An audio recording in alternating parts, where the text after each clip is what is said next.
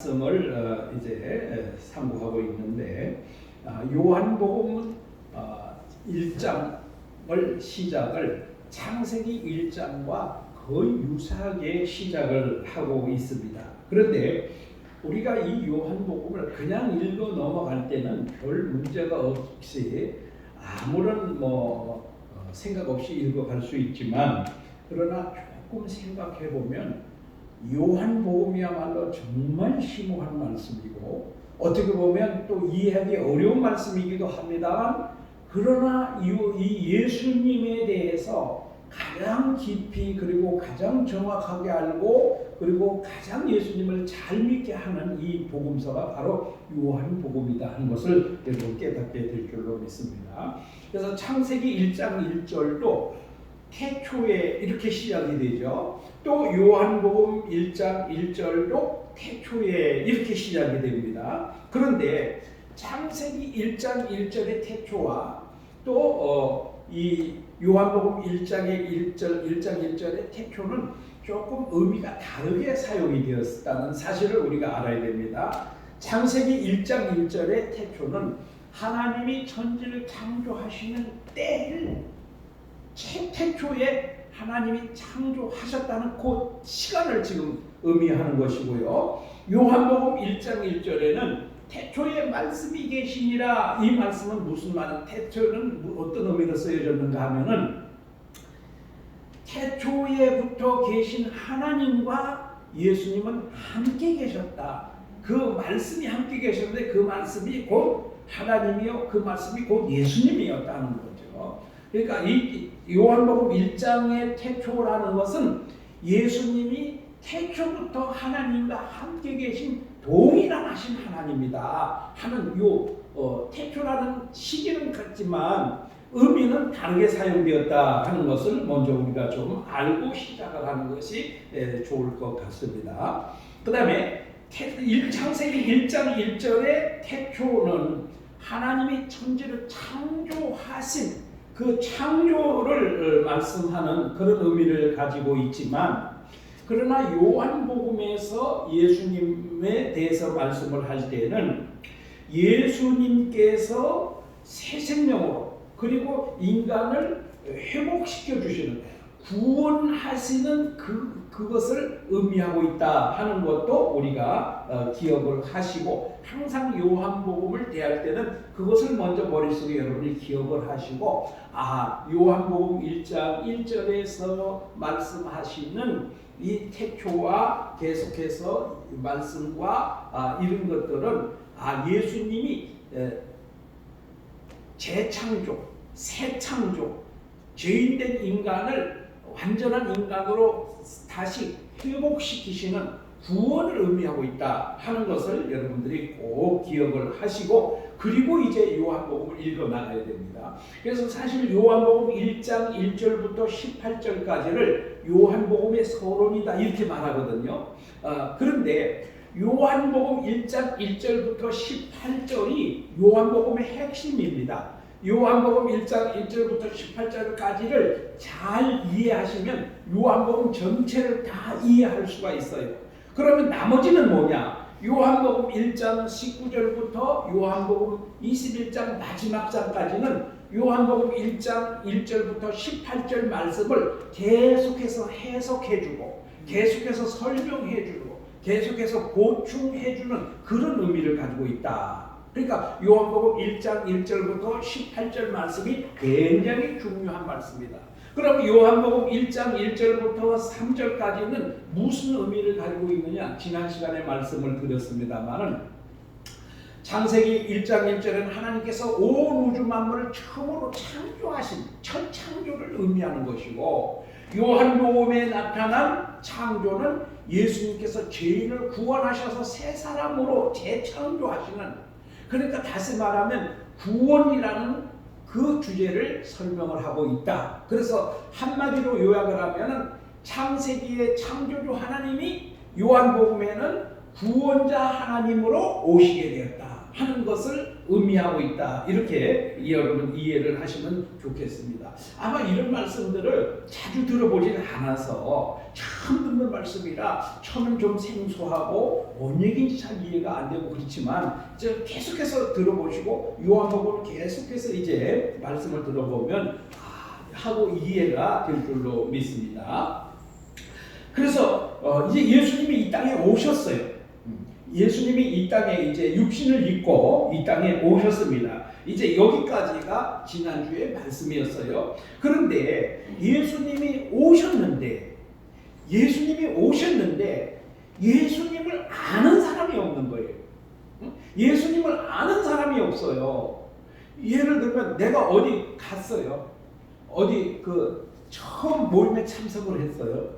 근데 사람인 건 사람인데 저 사람이 누군지, 뭐 하는 사람인지, 어디서 왔는지, 왜 왔는지 이걸 알지를 못하잖아요. 그러니까 누군가가 소개를 해줘야 될 거 아닙니까? 그죠? 그러니까 이제 이 양반은 증평보험교회 목사님이고 뭐 오늘 여기 왜 왔고 뭐 이렇게 쭉 설명을 그렇구나 이렇게 되겠죠.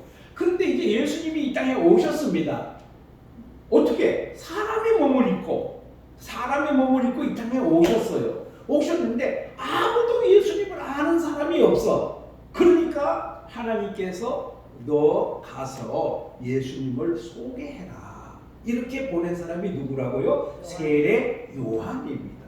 요한이 2명 있어요. 오늘 이 요한복음을 쓴 사도 요한이 있고 예수님이 오시는 길을 예비하는 세례 요한이 있고 그 요한이 2명입니다. 그래서 지금 우리가 요한복음을 쓰신 분은 이 사도 요한이고 예수님의 제자 중에 한 분인 사도 요한이고 이제 예수님이 오시는 길을 예비하고 예수님에 대해서 증언하러 온 사람은 세례 요한이다 하는 것을 이제 오늘 말씀하고 있죠. 6절 말씀에 하나님께로부터 보내심을 받은 사람이 있으니 그의 이름은 요한이라. 그러면 그 앞에다가 세례라고 하는 말을 살짝 써놓으면 이해가, 여러분 성경 읽으실 때 이해가 쉽겠지요. 그가 증언하러 왔으니 곧 빛에 대하여 증언하고 모든 사람이 자기로 말미암아 믿게 하려 함이라. 세례 요한이 예수님이 빛으로 오셨는데 세례 요한이 예수님에 대해서 소개하고 증언하는 말을 통해서 사람들이 예수님을 믿게 하기 위해서 하나님께서 미리 세례 요한을 먼저 보내셨다. 그렇게 말씀을 하고 있습니다. 그 다음에 8절 말씀 봅니다. 그는 이 빛이 아니요 이 빛에 대하여 증언하러 온 자다. 세례 요한은 빛이 아닙니다. 여러분 태양도 빛을 내죠. 태양도 빛을 내요. 달도 빛을 내죠. 그런데 빛의 근원은 어디입니까? 태양이에요. 달은 스스로 빛을 내질 못해요. 그러면 달이 어떻게 빛을 낼까요?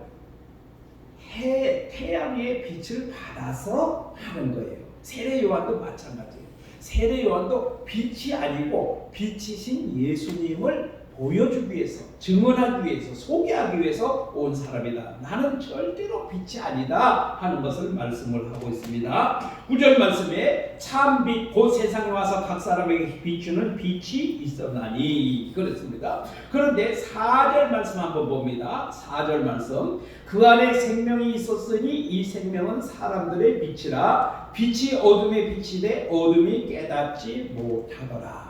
예수님은 빛이시다 그랬습니다. 이 빛이라는 것은 생명이라는 것을 의미하거든요. 근데 지금 우한폐렴이 어디부터 시작이 됐죠? 박쥐로부터 시작이 됐어요. 박쥐가 우한폐렴의 그 근원이 아니고 박쥐는 우한폐렴 바이러스의 숙주가 되는 거예요. 그 매개체가 되는 거죠. 그래서 중국에서 박쥐탕을 먹은 사람이 우한폐렴이 처음 발생했다 그러지 않습니까? 그런데 박쥐가 어디에 삽니까? 박쥐는 동굴 속에 삽니다. 빛이 전혀 없는 곳에 사는 것 같습니다. 그리고 박쥐는 밤이 되면 날아나오기 시작을 합니다. 빛이 없는 것 같지만 동굴 속에도 아주 적은 빛이 있어요. 이 동굴 속에 사는 아주 미생물 같은 그런 벌레들도 있거든요. 그 벌레들도요, 빛이 없으면 살 수가 없어요. 절대로 생명체는 빛이 없으면 살 수가 없어요. 그렇기 때문에 예수님은 빛이시다. 곧 그것을 다른 말로 표현하면 예수님은 생명이시다. 그렇게 표현할 수가 있는 거예요. 그런데 빛이신 예수님, 생명이신 예수님이 이 땅에 오셔서 각 사람에게 비춰주는데, 빛을 비추는데, 다시 말해서 생명이신 예수님이 이 땅에 오셔서 각 사람에게 생명을 나눠주는데, 생명을 주는데 사람들이 어떻게 해요? 그런데 그 세상이 그를 알지 못하였고, 세상이 알지를 못하는 거예요. 이분이 생명이구나, 이건 알지를 못하는 거예요. 그러니까 사람들이 어떻게 할까요? 알지도 못하고 깨닫지도 못하고 영접하지도 않았다, 그렇게 말씀하고 있는 거예요. 여러분, 오늘 많은 사람들이 지금 우한폐렴이 오니까 어떻게 해요? 건강 살려고 난리 아닙니까? 그죠? 그런데 건강과 이 생명에 대한 관심은 많은데 진짜 생명이신 예수님에 대해서는 전혀 관심이 없잖아요. 왜 없을까요? 알지를 못하니까. 예수님이 생명이라는 사실을 알지를 못하니까 그냥 우리가 잠깐 있다가 없어지는 안개와 같은 이 생명이 진짜인 줄 알고 여기에 목숨을 걸고 살잖아요. 그런데 진짜 생명은 어디에 있어요? 예수님에게 있어요. 그러면 예수님을, 진짜 생명이신 빛이신 예수님을 우리가 영접했어요. 그럼 그 예수님이 우리 안에 계시잖아요. 그러면 우리는 뭐예요? 영원한 생명, 참된 생명, 그 진짜 생명을 소유하게 되는 거예요. 그것이 뭡니까? 영생이라는 거죠. 그러니까 우리가 영생 하는데 사실은 이 영생이라는 말은요, 앞에 영이라는 것은 영원하다는 뜻입니다. 뒤에 생은 무엇입니까? 생명입니다. 그러면 풀어서 말하면 영원한 생명이라는 의미가 되는 거죠. 영원한 생명.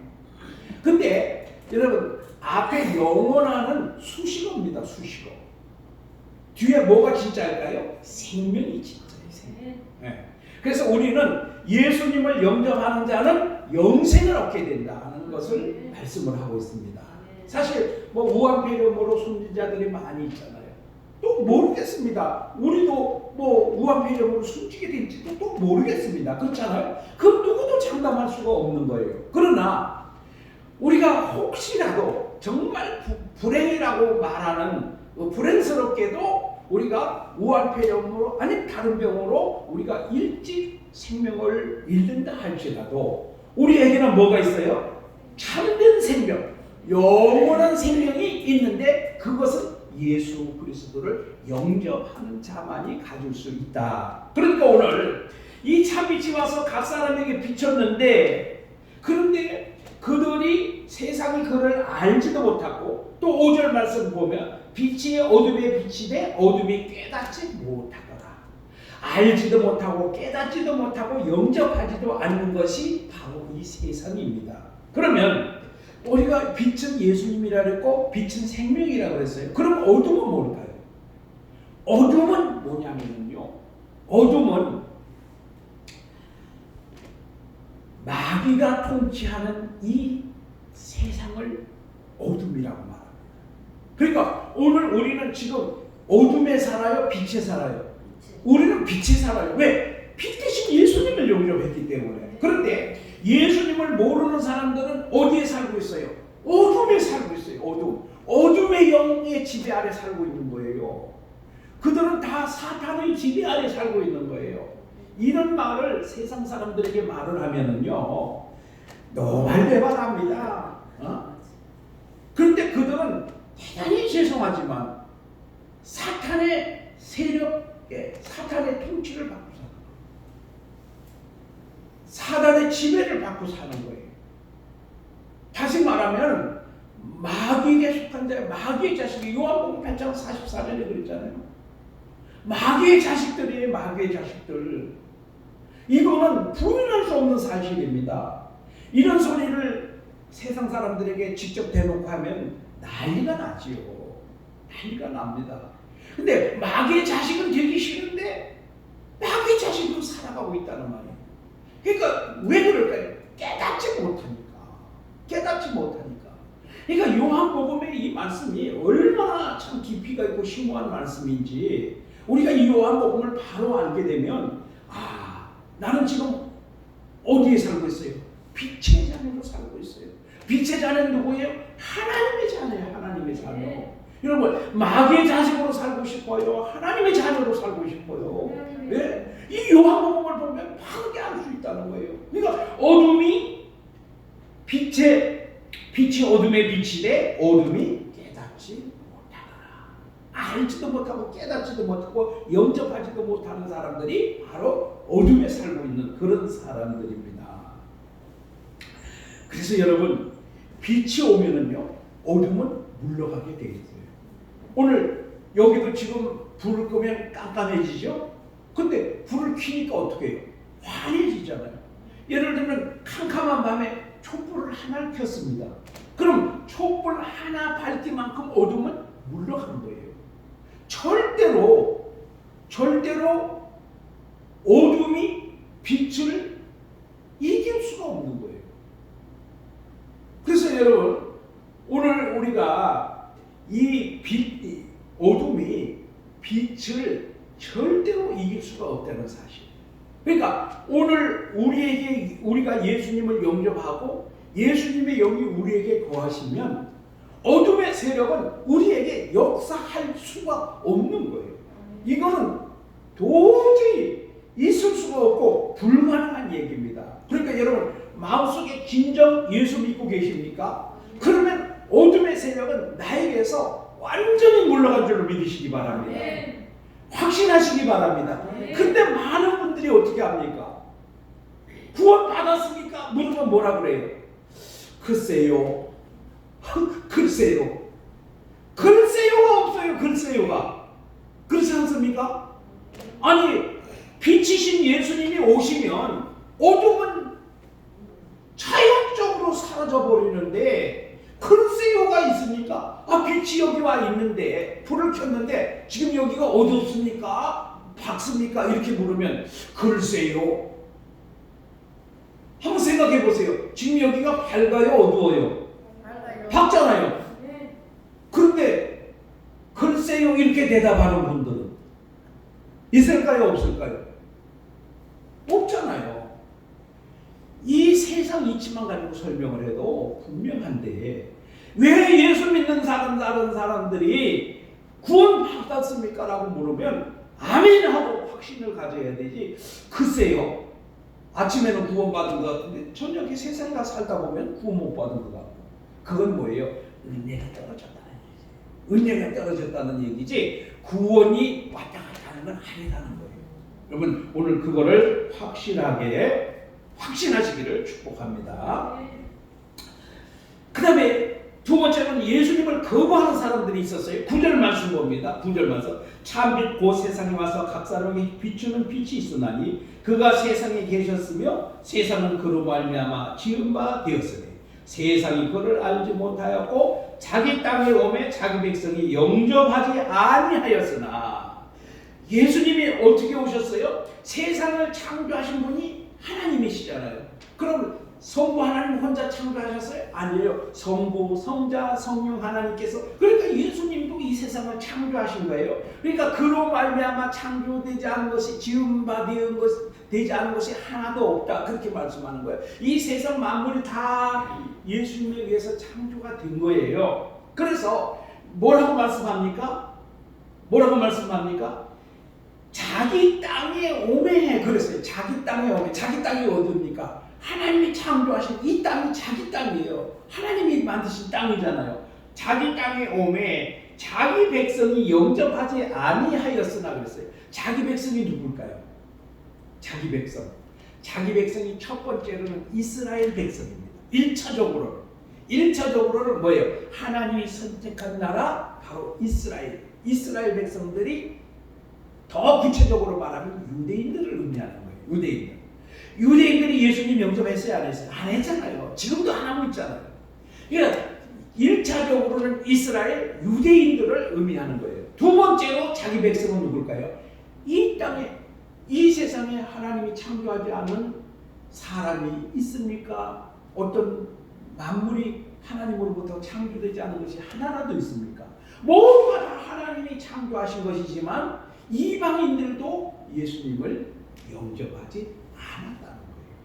그래서 11절에 자기 땅에 오매 자기 백성이 영접하지 아니하였으나 이 사람들이 뭐 유대인이 됐든 이방인이 됐든 예수님을 영접하지 않더라는 거예요. 그런데 여러분 오늘 그러면 오늘 우리는 여기에 해당되지 않을까? 나는 예수 믿는데 나는 이 사람들 자기 백성이 영접하지 않았다는 이 말씀에 나는 해당되지 않을까? 물론 안 되는 분들이 더 많으실 거예요. 그러나 여기에 해당되는 분들도 있습니다. 왜 있을까요? 겉으로는 영접한 것 같은데 진정으로는 영접하지 않은 사람들이 많이 있다는 거예요. 그래서 예수님이 한참 복음서를 넘어가다가 뭐라 그래요? 알곡과 가라지가 같이 공존한다 그렇게 말씀하잖아요. 알곡과 가라지가 공존한다. 그러니까 교회 안에도 예수님을 진정으로 영접한 사람도 있고 영접하지 않은 사람도 있어요. 그러니까 여기에 자기 백성이 영접하지 아니하였으나 영접하지 않았다는 말씀에 해당되는 사람도 혹시라도 있을 수도 있다는 얘기입니다. 그러면 진정으로 영접한 자와 영접하지 않은 자를 구분하는 방법이 어디 있을까요? 알곡과 가라지를 구분하는 방법이 어디에 있을까요? 여러분, 알곡과 가라지가 추수하는 날까지 구분이 안 될까요? 될까요? 됩니다. 그렇잖아요. 여러분, 논의 피가 벼하고 비슷하지만 농사꾼들은 다 알아요. 색깔이 약간 노르스름하고 키가 약간 더 크고 벌써 못자리에서 못질 때부터 다 압니다. 그런데 그냥 놔둬요. 왜 놔둘까요? 그거 뽑으면 다른 목까지도 다 뽑혀버리거든요. 그러니까 예수님이 추수할 때까지 그냥 둬라.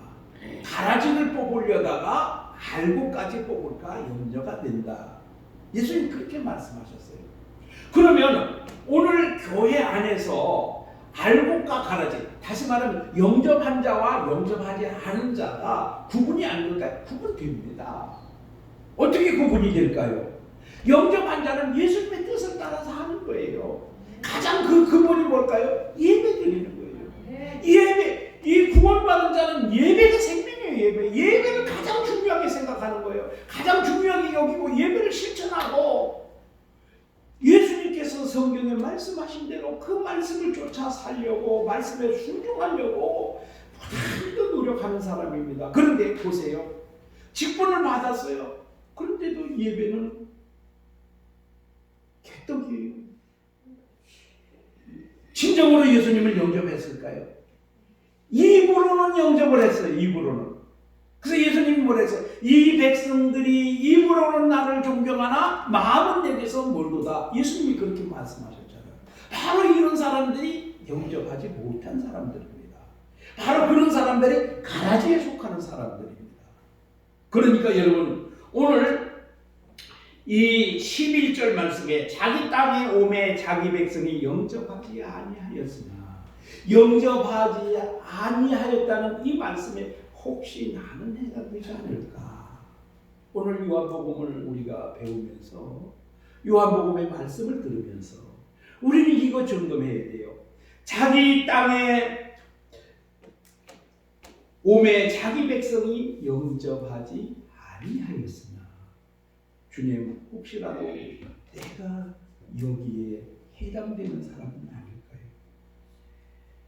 그래도 교회라도 와 앉아있으면 그나마 다행인데 교회와 앉아있기를 힘들어하는 분들은요 정말 우리가 심각하게 생각을 해보시고 요한복음 이 말씀을 통해서 우리의 신앙을 점검받으시기를 축복합니다.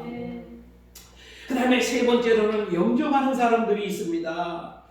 12절, 13절 말씀 봅니다. 영접하는 자, 곧 그 이름을 믿는 자들에게는 하나님의 자녀가 되는 권세를 주셨으니 이는 혈통으로나 육정으로나 사람의 뜻으로 나지 아니하고 오직 하나님께로부터 난 자들이니라. 아멘. 여러분, 예수님을 영접하는 자, 곧 그 이름을 믿는 자들에게는 하나님의 자녀가 되는 권세를 주셨대요. 그런데 하나님의 자녀가 어떻게 되는가 하면은 혈통으로나 육정으로나 사람의 뜻으로 나지 않고 오직 하나님으로부터 난 자가 바로 이 하나님의 자녀가 되는 그런 권세를 받은 사람이래요. 그러면 우리가 이 말씀의 의미를 좀 잘 여러분 이해를 하셔야 돼요. 그래서 영접한다는 이 말은 믿는다, 안다 이런 것과 똑같은 그런 맥락의 의미를 가지고 있습니다. 예를 들면 예수님을 영접하는 것은 예수님을 믿는 것이고 예수님을 믿는 것은 예수님을 아는 것입니다. 그래서 요한복음 17장 3절에 예수님이 이렇게 말씀하셨습니다. 영생은 곧 유일하신 참 하나님과 그의 보내신 자 예수 그리스도를 아는 것이다. 이렇게 말씀하셨습니다. 예수 그리스도, 영생은 곧 유일하신 참 하나님과 그가 보내신 자 예수 그리스도를 아는 것이다. 근데 예수 그리스도를 아는 것이 영생이다 그랬습니다. 그럼 영생은 뭐라 그랬어요? 영원한 생명이라 그랬잖아요. 그 영원한 생명은 예수님을 영접한 자라 그랬잖아요. 그러면 예수님을 안다는 말이 뭘까? 이건 헬라어로 말하면 기노스코라고 이렇게 표현이 되어 있는데 이 기노스코는요 두 가지 뜻이 있습니다. 하나는 지식적으로 안다. 다시 말해서 배워서 한다는 말이 있어요. 배우기도 해야 됩니다. 예수님에 대해서 전혀 배우지 않았는데 예수님을 알 수 없잖아요. 그러니까 오늘 예수님에 대해서 우리가 아주 구체적으로 지금 배우고 있잖아요. 그러니까 예수님을 잘 알기 위해서는 구체적으로 뭐를 해야 돼요? 배워야 돼요. 배워서 지식적으로 아는 것도 있어요. 또 이거보다 더 중요한 핵심 의미가 뭐냐면은 경험적으로 안다. 이런 뜻이 있어요. 경험적으로 안다. 그래서 그 말은 무슨 말이냐면은 예수님을 경험하는 거예요. 예수님을 만나는 것을 경험하는 거예요. 그래서 이거를 성관계를 표현할 때 이 안다라는 말을 씁니다. 기노스코라는 말을 씁니다. 그러면 뭘까요? 성관계는 부부를 의미합니다. 부부. 예를 들어 한번 보세요. 부부가 아닌 사람이 성관계를 했다. 이거는 난리가 아니겠어요? 그렇죠? 이건 불법이고 죄고 음행이고 간음이고 그렇잖아요. 이건 절대로 불가능해요. 그러면 성관계는 누가 할까요? 부부가 합니다. 근데 이 부부 간의 성관계를 다른 사람이 경험한다. 한번 생각을 한번 해보세요. 부부 간의 성관계를 다른 사람이 경험한다. 그건 안 되죠. 부부가 아니죠. 그러면 뭐예요? 부부 간에 그 부부만이 알고 있는 그 비밀, 예? 그 부부만이 알고 있는 가장 깊은 그 비밀, 그것이 바로 부부 간의 성관계라는 거예요.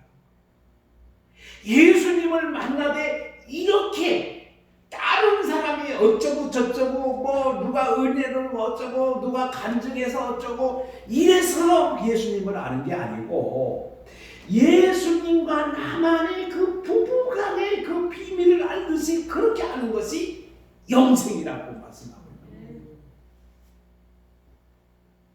그러니까 이 예수님과 나만의 비밀이 얼마나 깊은가 하는 것을 말씀하고 있는 거죠. 이것이 바로 영생을 얻은 사람이다. 예수님을 알 때 이렇게 알아야 영생을 얻은 것이다.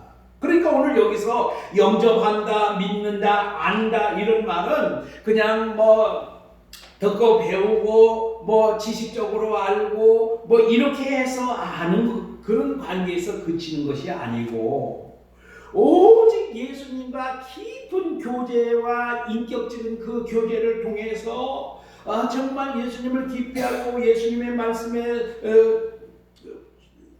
순종하고 그래서 예수님과 함께 동고동락하는 이런 아주 깊은 그런 의미를 담고 있는 거예요. 그것이 바로 예수님을 영접하는 겁니다. 영접하는 거. 이런 자들에게는 하나님의 자녀가 되는 권세를 주신다 이렇게 말씀하고 있는데, 그래서 이는 그냥 되는 것이 아니라 혈통이 뭡니까? 혈통은 뭐냐면요, 어떤 가문 있잖아요.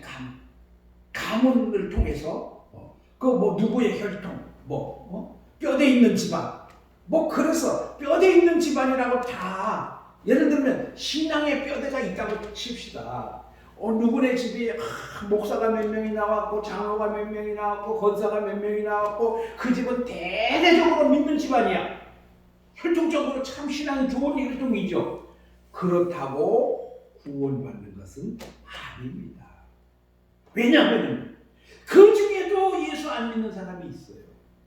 그 중에도 그냥 집안 분위기 때문에 교회는 다니지만 영접하지 못한 자가 있다는 얘기예요. 그래서 이 사회 구원을 이야기하는 사람들이 있어요. 어디냐면 기독교 장로회, 여기는 사회 구원을 이야기합니다. 그래서 어디를 이야기하냐면요, 그 처음에 구로공단에 이 미신지라고 막 수출력 분들이 있었잖아요. 여기에 거기서 침투를 했어요. 그래가지고 막 이 노조 만들고 막 이렇게 해가지고 사회가 이 좋아지면 다 구원받는다. 그러나 구원은 뭐예요? 개인 구원입니다. 개인 구원. 아무리 부모의 신앙이 좋아도 영향을 받을 수 있지만 그렇다고 반드시 구원받는 것은 아니라는 거예요. 두 번째로는 뭐라고 말씀하고 있습니까? 두 번째로는 육정으로나 그랬어요. 육정이라고 하는 것은 이 성관계를 통해서 태어났다고 해서 그것이 영접하는 것이 아니라는 거예요. 그 다음에 세 번째로는 뭐라고 했어요? 사람의 뜻으로 나지 아니하고, 이것은 뭐냐면 부모의 의지예요. 부모가 우리 자녀들 신앙생활 잘 해야 되는데 하고 신앙을 강조하고 막 그렇게 합니다. 그렇다고 예수님을 100% 영접하는 것은 아니라는 겁니다. 그럼 왜 그럴까요?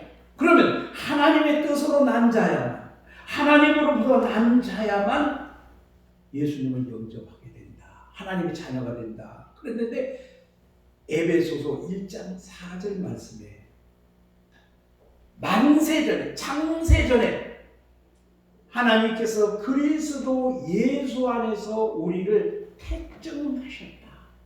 그러니까 세상을 창조하시기도 전에 벌써 하나님께서는 예수 그리스도 안에서 우리를 아셨다는 거예요. 이게 정말 놀라운 신비고 은혜가 아닐 수가 없는 거예요. 그러니까 창세전에 이미 예수님을 통해서 우리를 하나님께서 아시고 구원자로 택정해 주신 자만이 예수님을 진정으로 영접할 수가 있다는 사실입니다. 그러면 아니 하나님이 누구는 택정해주고 누구는 택정 안 해주고 이거 불공평하지 않습니까? 이렇게 따질 수 있나요? 없습니다. 우리는 뭡니까? 우리는 그저 하나님이 택정해 주셨으면 무조건 감사합니다. 감사밖에 할 일이 없어요. 그래서 사도 바울이 뭐라고 그것을 설명합니까? 한 집에 귀하게 쓰이는 그릇도 있고 천하게 쓰이는 그릇도 있는데 질그릇이 옹기장이 보고 왜 나는 요강단지로 만들었어요? 왜 나는 임금님 밥사발로 안 만들었어요? 이렇게 항의할 수 있느냐? 요강단지로 만들었던 임금님 밥상으로 만든 밥그릇으로 만들었던 임금님 밥그릇으로 만들어줬으면 감사한 일이고 그렇잖아요. 나를 구원해 주셨다면 그것이 감사한 일이지 하나님 앞에 내가 따질 수 있는 자격은 없다는 거예요. 왜? 하나님이 우리를 만드셨으니까. 그러니까 하나님의 자녀가 되는 것은 오직 하나님께로부터 난 자들이 예수님을 영접하게 된다는 거죠. 그런데 이거 하나님 입장에서 볼 때는 이렇게 설명이 돼요. 그런데 사람의 입장에서 볼 때는 내가 믿음으로 구원을 받는다. 믿음으로 예수님을 영접한다. 이렇게 되는 거예요. 그러니까 하나님 입장에서 보시는 거하고 사람의 입장에서 보고 설명하는 것과는 좀 차이가 있다 하는 것을 여러분 기억하셔야 됩니다. 그래서 여러분 오늘 나는 하나님의 자녀라고 확신을 하십니까? 아멘. 나는 예수님을 영접했다고 확신하십니까? 아멘. 그렇다면 나는 혈통으로나 육적으로나 또는 사람의 뜻으로 된 것이 아니라 하나님으로부터 난 자라. 아멘. 에베소서 1장 4절의 말씀처럼 하나님께서 이 세상을 만드시기도 전에 벌써 그리스도 안에 영원전부터 계시는 원래부터 계시는 본래부터 계시는 우리 하나님께서 나를 이미 알고 나를 택하여 주셔서 내가 하나님의 자녀 되는